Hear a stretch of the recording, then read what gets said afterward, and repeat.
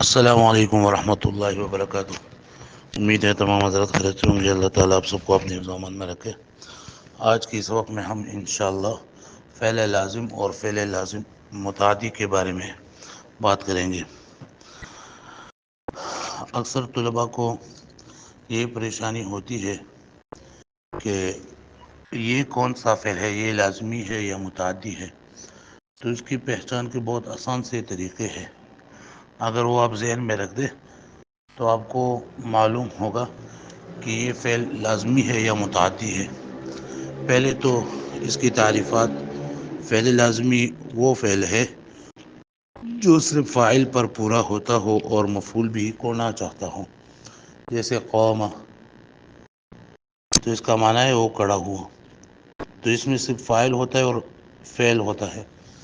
اس جملہ میں قوم زید، اس جملہ میں صرف فعل ہے اور فاعل ہے، مفعول بھی اس کے لیے نہیں ہے۔ لیکن اگر ہم اس کے بجائے ضربہ کہہ دیں تو اس کے لیے مفعول بھی ضرور آئے گا۔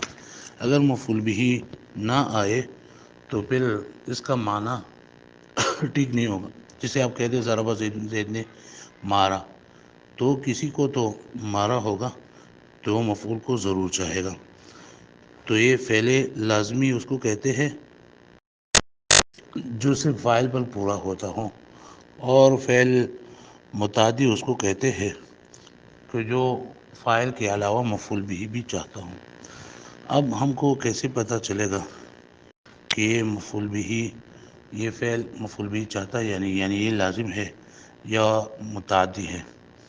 تو اس کی پہچان کے دو طریقے ہیں۔ ایک طریقہ لفظ سے تعلق رکھتا ہے اور دوسرا معنی اور ترجمہ کے ساتھ۔ پہلا طریقہ جو کہ لفظ اور وزن سے تعلق رکھتا ہے، یعنی اگر ہم صرف لفظ کو دیکھ لیں، اس کے وزن ہم کو معلوم ہو اور اس کے باب ہم کو معلوم ہو، تو ہمیں پتہ چلے گا کہ یہ لازمی ہے یا متعدی ہے۔ تو اس کے تقریباً 7 طریقے ہیں جس سے ہم کو پتہ چلتا ہے۔ اس میں پہلا نمبر ہے جو کلمہ فعول کے وزن پر ہو، یعنی وہ کلمہ جس کے مصادر فعول کے وزن پر ہو وہ لازم ہوتے ہیں۔ جیسے دخول، اب اس کا ماضی دخل یدخل اور اس کا مصدر دخول ہے، تو یہ لازمی باب ہے۔ اس طرح لحوق، اس کا فعل لحق یلحق، لحوق آتا ہے تو یہ ہوگا فعل لازمی۔ دوسرا یہ ہے کہ اگر کوئی کلمہ وہ افعال جس کے ماضی فعولہ کے وزن پر ہو وہ بھی لازمی آتے ہیں، جیسے کرومہ، شروفہ اور جمولہ، حسنہ وغیرہ، یہ سارے لازمی ہیں۔ تیسرا یہ ہے کہ جب کوئی افعال جس کا ماضی افعل کے وزن پر ہو، افعل کے وزن پر ہو تو وہ بھی لازمی ہوگا، جیسے احمر اور اغبر، اسود، اسور وغیرہ، یہ سارے لازمی ہیں۔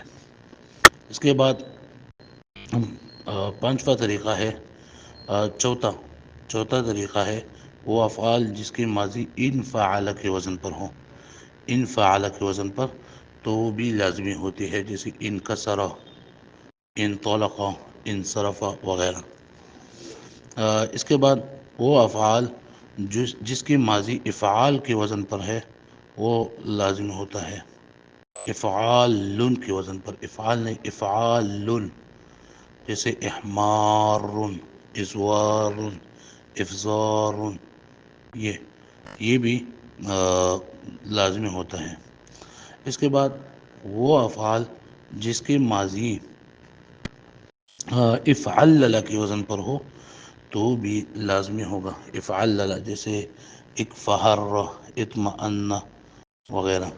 تو یہ بھی، یا اقشعر، اطمأن، اکفہر وغیرہ، یہ سارے باب لازمی ہیں۔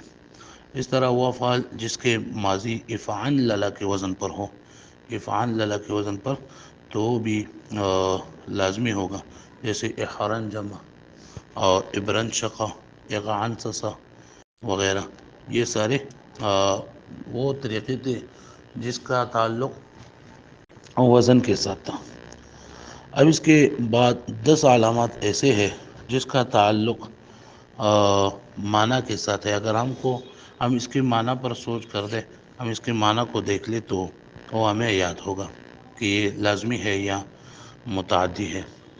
تو پہلا یہ ہے کہ جب کوئی کلمہ ایسا ہو کہ جس میں طبیعت یا فطرت یا مزاج والا معنی ہو تو لازمی ہوتے ہیں، جیسے شجاعتاً معنی بہادر ہونا، حسنا خوبصورت ہونا، قبوحا برا ہونا.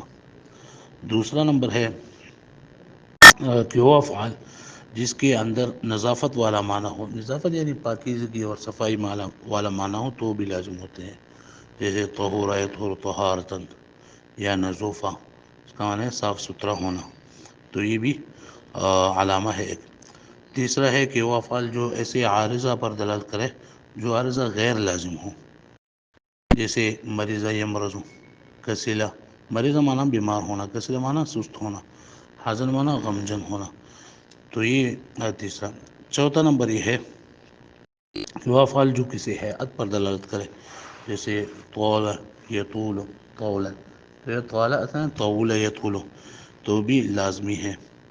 پانچویں نمبر پر ہے جو وہ افعال جو غلاظت والے معنی پر دلالت کرے تو بھی لازمی ہوتے ہیں. غلاظت والا معنی جیسے قذر یقذر قذرا، یہ میلا ہونا، یا اس طرح وسیقہ یسیق گندا ہونا، تو یہ لازمی ہوتا ہے. اس طرح وہ افعال جو کہ زیور سے وزینت والے معنی پر دلالت کرے وہ بھی لازم ہے، جیسے کحلا یکحل کحولا، آنکھوں کا سرمگی ہونا، یا داعجہ یدعج بڑی آنکھوں والا ہونا، نجلا نجلا ینجلو یہ خوبصورت آنکھوں والا ہونا.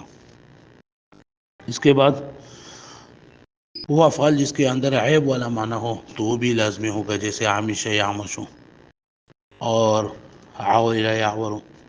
اس طرح وہ افعال جس میں کوئی رنگ کے معنی پر دلالت کرے، رنگ والی معنی پر، جیسے اخضر، اور اخضر معنی ہرا ہونا، اصفر معنی زرد ہونا، اور احمر معنی سرخ ہونا.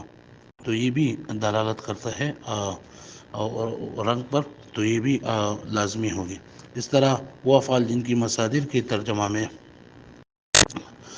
لفظ ہونا آئے تو بھی لازم ہوگا، جیسے آپ کہتے ہیں لمبا ہونا، داخل ہونا اور کڑا ہونا.